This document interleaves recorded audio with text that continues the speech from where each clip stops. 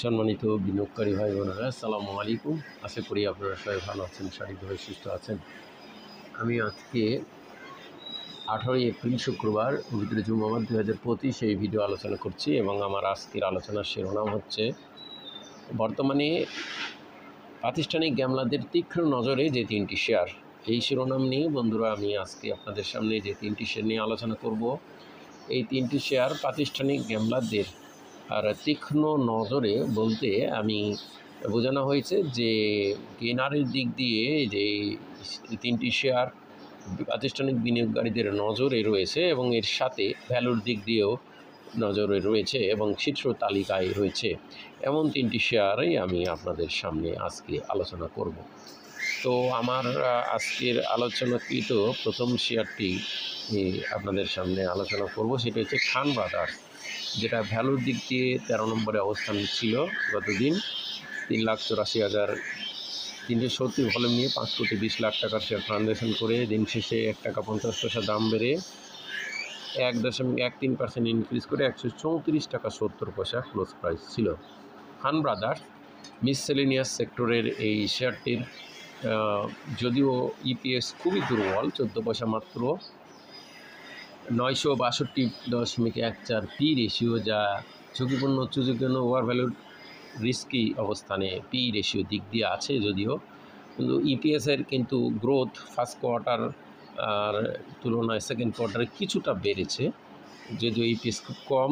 অপরদিকে শেয়ারটির এখনও মার্চের হোল্ডিং পাওয়া যায় নাই, সামনে এখন শেয়ারটির থার্ড কোয়ার্টার আসবে। গতবারে থার্ড কোয়ার্টারে -2 পয়সা ছিল, তো এবার অলরেডি তাদের কোয়ার্টার 2 ইপিএসের পজিটিভ গ্রোথ আছে, সেহেতু থার্ড কোয়ার্টারে যদি এই পজিটিভের গ্রোথ ধারা বজায় থাকে তাহলে, যেহেতু গতবার কোয়ার্টার 3-তে -2 পয়সা ছিল, সেহেতু এটার একটা অসীম ইপিএসের গ্রোথ তৈরি হবে এবং এই সব সিচুয়েশনকে সামনে রেখেই এই শেয়ারটি কিন্তু একটা মুভমেন্ট আমরা রিসেন্ট টাইমে প্রাতিষ্ঠানিক গ্যামলারদের দেখতে পাচ্ছি।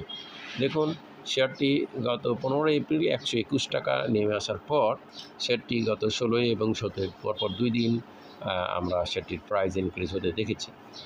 তো বন্ধুরা, এই খান ব্রাদার্স শেয়ারটি কিন্তু 300 দিনের মধ্যে এভারেজ 164 টাকা 50 সেই লেভেল থেকে অনেক কম, ম্যাক্সিমাম 239 সেই লেভেল থেকে অনেক কম রয়েছে।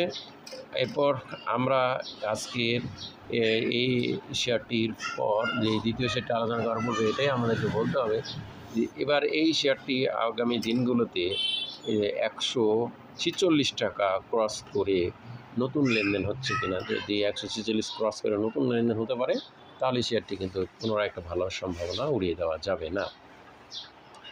এরপর বন্ধুরা আমরা দ্বিতীয় যে শেয়ারটি আলোচনা করব সেই শেয়ারটি হচ্ছে আজকে আমরা দেখব গেনারের দিক দিয়ে এবং ভ্যালু দিক দিয়ে দুটোই আছে। গেনারের দিক দিয়ে 4 নম্বরে দেশ জেনারেল ইন্স্যুরেন্স, এই শেয়ারটি নিয়ে আমাদের আজকে আলোচনা। দেখুন, শেয়ারটি গতদিন 14,11,000 ভলিউমে 4,31,00,000 টাকার শেয়ার ট্রানজ্যাকশন করে দিন শেষে 1 টাকা 90 পয়সা বেড়ে 6.4% ইনক্রিজ করে 31 টাকা 60 পয়সা ক্লোজ প্রাইস ছিল। দেশ জেনারেল ইন্স্যুরেন্স সেক্টরের এই শেয়ারটির বর্তমানে ইপিএস 1 টাকা 4, পি রেশিও 30.38, যা বন্ধুরা দেখুন এই দেশ জেনারেল ইন্স্যুরেন্স শেয়ারটি কীভাবে প্রাতিষ্ঠানিক গ্যামলারদের নজরে পড়েছে আপনারা দেখুন।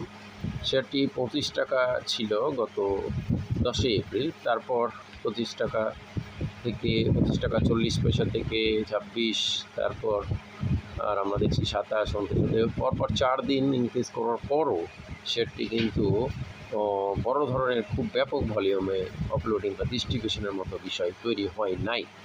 যদিও শেয়ারটি গত 20 মার্চ থেকে ইনক্রিজ করছে এবং অলরেডি একটা বড় ধরনের গ্যাপ তৈরি হয়ে গেছে এবং বিশাল একটা চেঞ্জ হয়েছে এবং ওভার ভ্যালুডের অবস্থানে যদিও পি রেশিও অনুযায়ী বিনিয়োগযোগ্য পি আছে, কিন্তু এখন অনেক প্রাইস আপ হয়ে গেছে এবং এই শেয়ারটি বিনিয়োগকারীদের প্রাতিষ্ঠানিক গ্যামলারদের কিন্তু নজরে আছে বিধায় শেয়ারটি কিন্তু এখন পর্যন্ত আপ ট্রেন্ডে রয়েছে।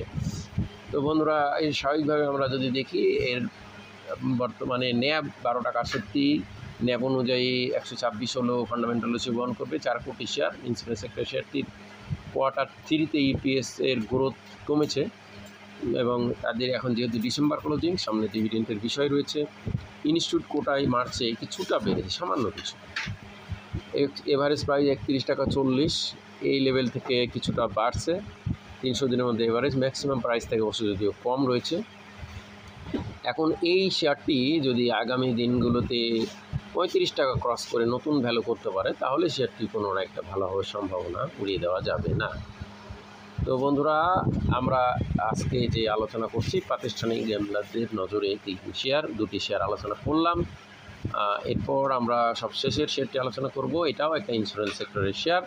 গেনারের দিক দিয়ে 7 নম্বরে থাকা ইউনিয়ন ইন্স্যুরেন্স, 4,36,000 ভলিউম নিয়ে শেয়ারটি 1,26,00,000 টাকা শেয়ার ট্রানজ্যাকশন করে দিন শেষে 1 টাকা 30 পয়সা দাম বেড়ে 29 টাকা 30 পয়সা ক্লোজ প্রাইস ছিল।